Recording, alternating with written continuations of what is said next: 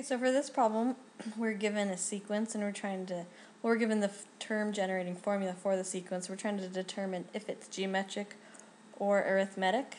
So a couple ways you could figure out first if it's geometric or arithmetic is to plug in the numbers 1, 2, 3, and 4 into n and see what you get in terms of what the sequence looks like. If it looks like it's increasing by adding or subtracting a common difference, it would be an arithmetic sequence.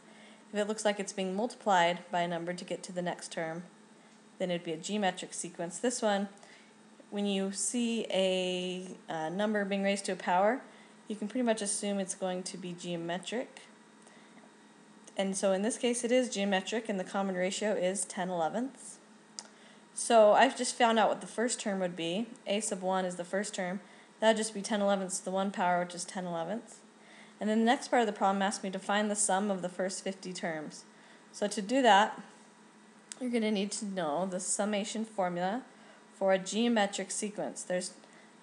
Because this is geometric, we have to use the summation formula that goes with the geometric sequence, because there's another one that goes with arithmetic. We've got to make sure we use the geometric. So S sub n stands for the sum of however many terms you're adding up. So if you're adding up the first 50 terms, that means you're adding up 50 terms.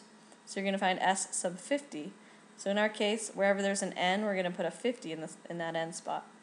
So we take A sub 1, that's our first term. I already found out that was 10/11ths, put it here.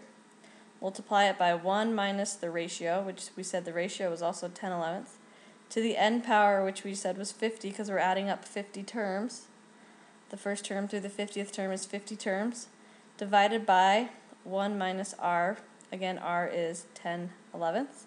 So you type this all in your calculator, probably in a couple different steps, hitting enter in between, and round it, you're going to get about 9.915. So the summation of the first 50 terms of this geometric sequence is going to be about 9.915.